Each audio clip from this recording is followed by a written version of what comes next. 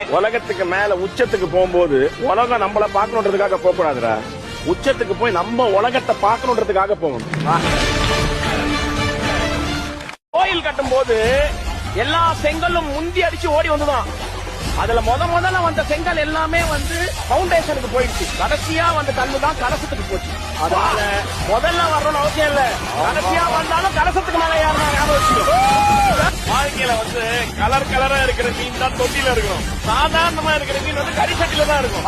நம்ம கலர் கலரா இருக்கிற மீன் எப்பவுமே தொட்டில இருக்கும். ஓகேயா?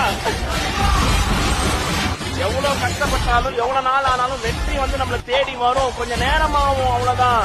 எங்களை பொறுத்த வரைக்கும் எங்களுடைய பெயின் மத்தவங்க சிரிக்கிறதுக்கா இருக்கலாமே தவிர எங்க சிரிப்பு மத்தவங்களுடைய வலிக்காக இருக்கக்கூடாதுன்றதுனால தான் நாங்க இங்க நிக்கிறோம். என்னைக்குமே நம்ம நல்லது பண்றோன்ற ஒரு சிந்தனை நம்ம கூட இருந்தா போதும். நம்ம நல்லது செய்யறத கொண்டு போய் சமுத்திரத்துல கொட்டினாலும் என்னைக்கா ஒரு நாள் நம்ம பாலைவனத்துல போகும்போது அது நம்மளுக்கு அருமருந்தா விழும்.